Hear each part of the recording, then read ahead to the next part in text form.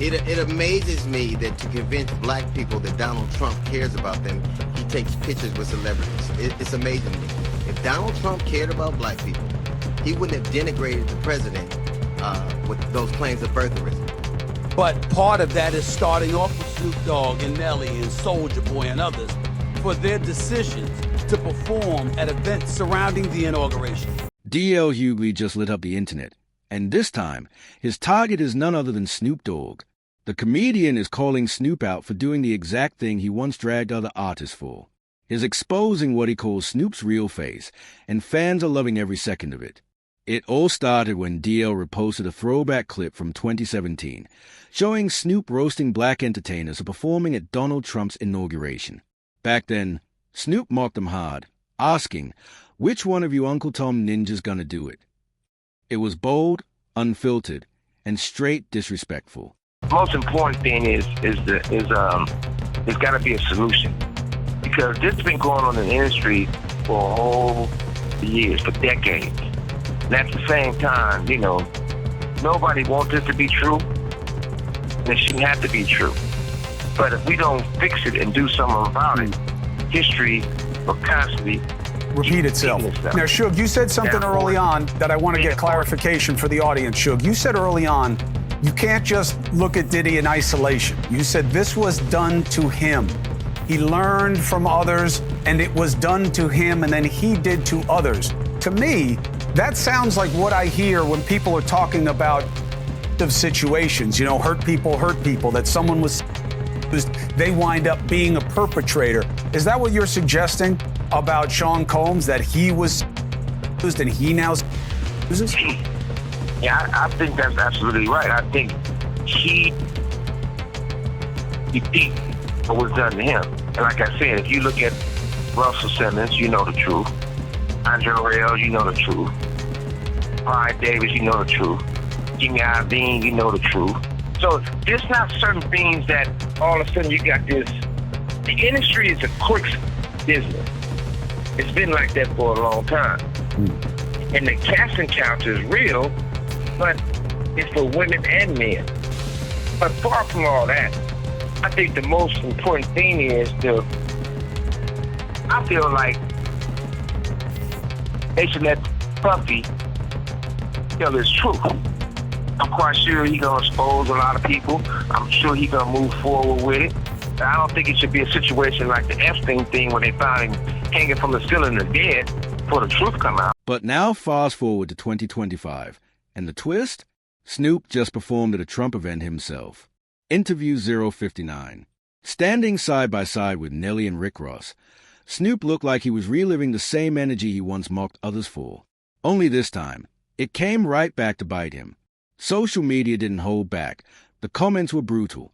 Fans called him a sellout, a clown, and even joked that he puffed his chest out and said, "Yes, sir, I'll dance for you, sir." It's wild to see one of hip-hop's most iconic rebels, the same man Tupac once co-signed, now catching heat for performing at a Trump event. And the timing couldn't be worse. Snoop's already drowning in rumors, whispers about Diddy ties, talk that he plays both sides, and even claims he's being cozy with the feds. Then Suge Knight dropped a bomb, calling Snoop the real industry rat, reigniting years of speculation that he betrayed Tupac. Suge even said Snoop lied about visiting Pac in the hospital, calling that whole story straight-up cap. Coming from a man who built Death Row, that's not a light accusation, and fans are starting to connect the dots. When you pile all that onto his Trump appearance, the damage is heavy. Snoop tried to defend himself, saying he was honored to perform for the office of the president. But that only made it worse. Hip-hop fans felt betrayed, watching their cool uncle turn into the very thing he used to clown. And D.L. Hughley is making sure nobody forgets it. Because when Snoop, Nelly, and Rick Ross hit that stage, it wasn't just a performance. It was a full-blown controversy. But Nelly wasn't folding under pressure. He jumped online to defend himself during a convo with rapper Willie D, saying, "I'm not doing this for the money. It's an honor. I respect the office, period." Nelly even claimed he performed for Biden or Kamala Harris if they asked, brushing it off as business, not politics. But D.L. Hughley wasn't having it. He hit Instagram with fire, writing, Trump propping up white supremacy isn't just his past. Nelly, it's who he still is today.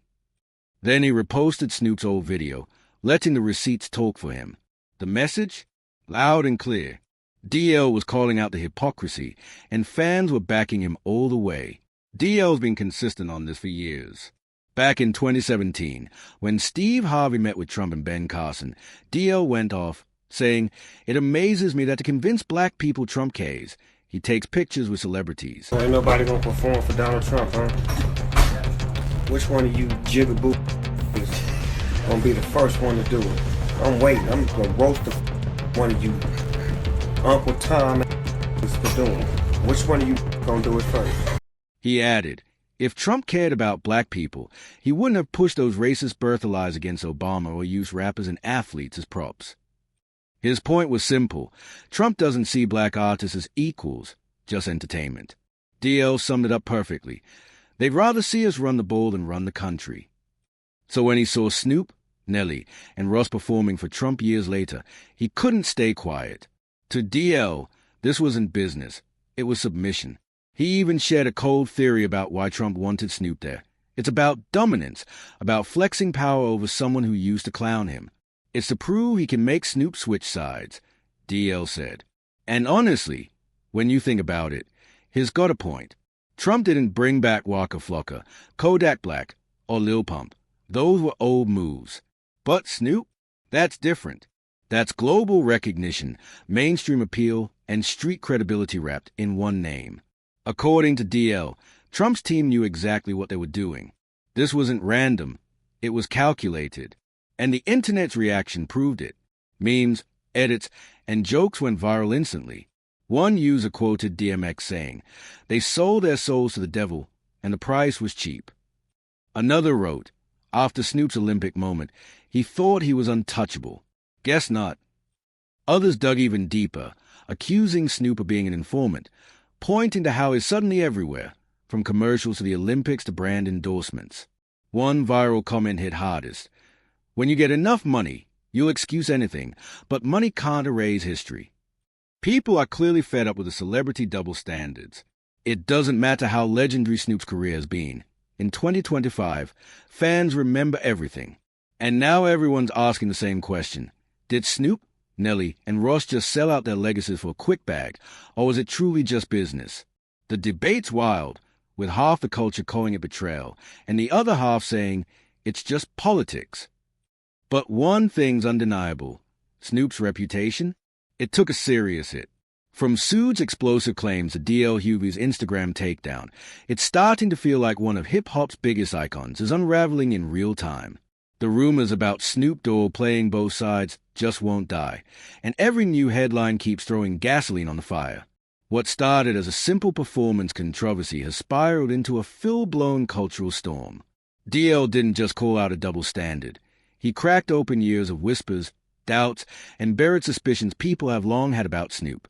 Now fans are asking the question nobody ever dared to before. Who is Snoop really loyal to? The streets, the culture, or whoever cuts the biggest check? Because let's be real, Snoop's rise was never simple. Back in the death row era, he was the voice of the West Coast, smooth-talking, dangerous, and street-certified. But Suge Knight's latest statements hit like a gut punch. Suge said Snoop's been playing both sides since day one. That while Pac was riding for the cause, Snoop was busy keeping himself safe, smiling for both camps and staying quiet when things got real. Suge even accused him of knowing way more than he's ever admitted about what really went down between Pac and Death Row before that Vegas night. From behind bars, Suge allegedly called him the biggest rat in the industry since the 90s. Those are heavy words, especially coming from a man who built Death Row. And then there's Snoop's Hollywood glow-up. Commercials, Olympic gigs, kid shows, cooking with Martha Stewart. It's like he's rebranded himself as America's favorite uncle. But not everyone's buying it. Some fans are looking at his clean image and saying, wait, how'd Snoop go from gangster rapper to corporate mascot? Others are digging deeper, suggesting maybe that's why he's been untouchable, because it's protected by something bigger than fame. The industry informant theory started spreading like wildfire. People began pulling up receipts, moments where Snoop skated free while everyone around him paid the price. Think about it. During the height of death row chaos, Everyone took a fall. Pack gone. Suge locked. Dre out. Yet somehow, Snoop slid out untouched and only got bigger. Some say that's smart business. Others say it's something else entirely. One viral comment summed it up perfectly. Notice how Snoop never really gets touched, never canceled, never dragged for long. That ain't luck. And whether true or not, the perception is powerful. Right now, people are looking at Snoop in a whole new light, and DL's words just threw gasoline on that spark. DL's issue isn't just about Trump, it's about accountability. He made it clear, it's not who you perform for, it's what message you send when you do it. Especially when you built your name saying you'd never cross that line. DL basically said Snoop's performance wasn't just bad optics, it was betrayal. A slap in the face to the culture that crowned him. The contradiction between Snoop's gangster roots and his new political softness hit deep. Fans today crave authenticity, and DL's calling out what he sees as pure performance. Social media has been in overdrive ever since. Some say Snoop's just trying to stay relevant in a fast-changing game. Others think it's deeper, power plays, backroom deals, and image control. Even Nelly's defense flopped. When he said, "I respect the office," fans roasted him. That's just code for "I got paid."